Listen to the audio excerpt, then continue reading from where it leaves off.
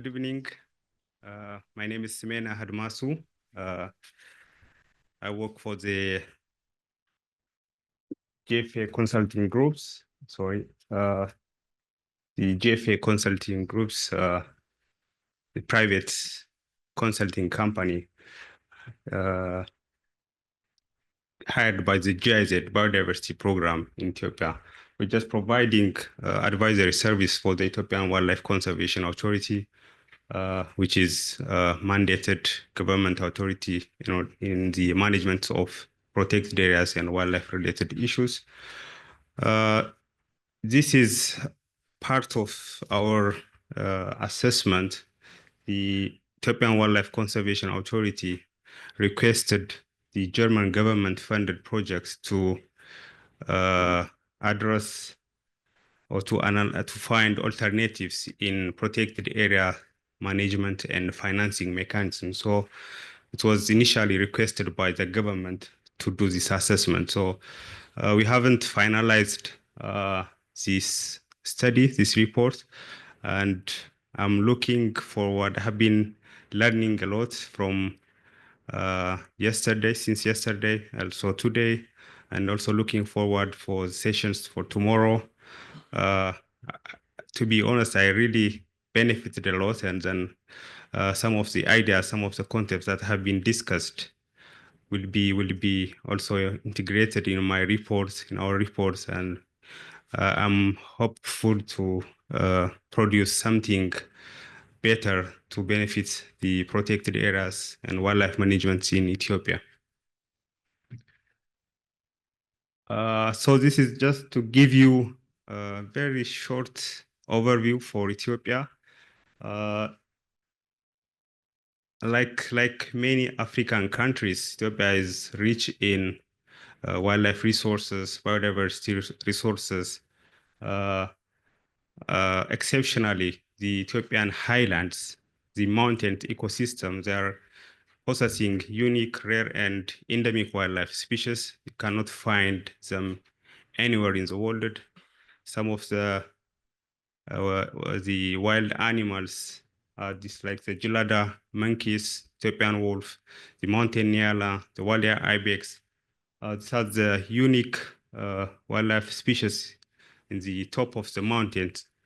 We have also rich in rivers and other natural resource systems. We have also very rich in history.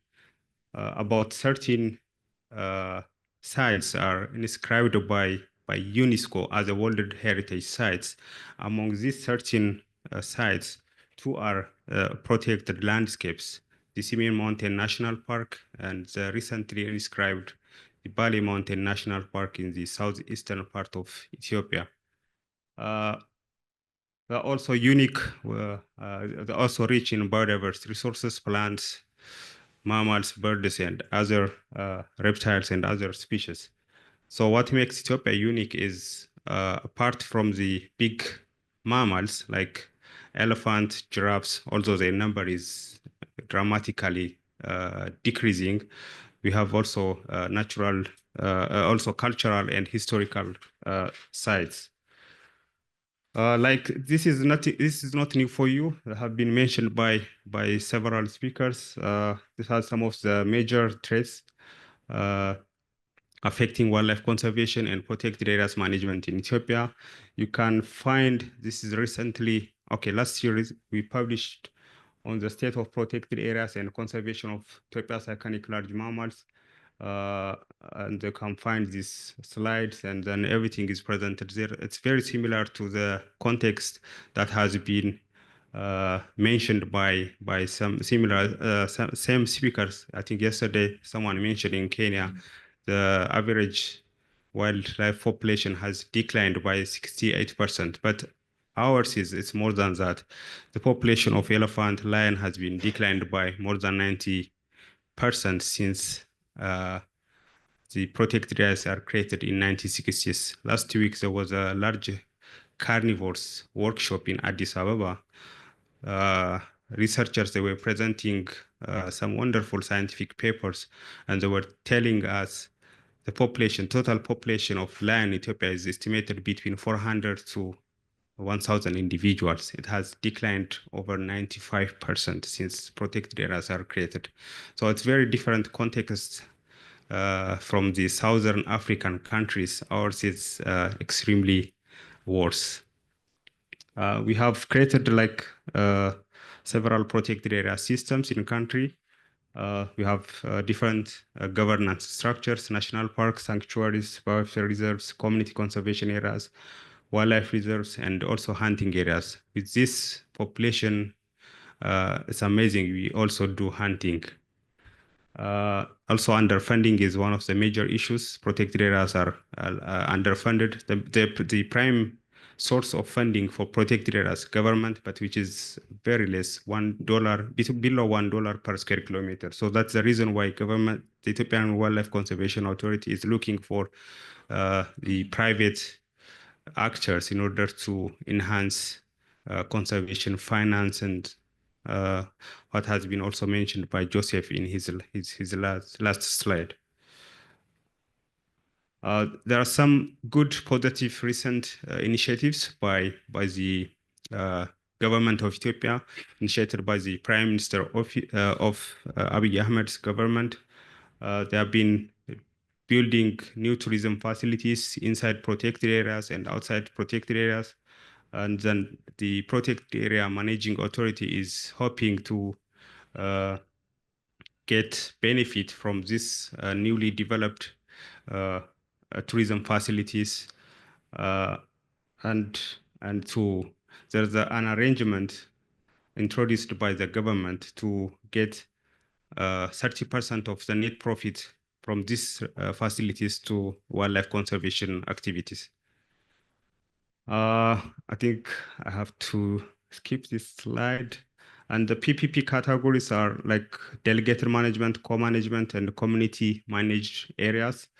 Then also for profit and non-profit arrangements, like conservation NGOs like African Parks Network, Frankfurt Zoological Society, African Wildlife Foundation, they have showed some interest to collaborate with the government in managing some of the prime protected areas. There are also other tourism operators that have showed interest in managing the previously showed facilities inside the protected areas. So the study shows that protected areas managed by private partners, they will provide more return on investment than the government managed areas. So we selected 3 sites for this: Gambela National Park towards the western end of the country, Bali Mountain National Park, and Simeneh Mountain National Park, where African Wildlife Foundation works in the Simeneh Mountain National Park. FZS works in the Bali Mountain National Park, and there's African Parks Networks. They have showed interest to manage the Gambela National Park. Yeah, I think this has been mentioned by Joseph. So this is also the same slide. The revenue streams are here, and then this can be used for the management of protected areas, operation, development, and maintenance of facilities, conservation of species, and other activities. So I'm looking forward for your input and then to improve the documents that we have been trying to produce. Thank you very much.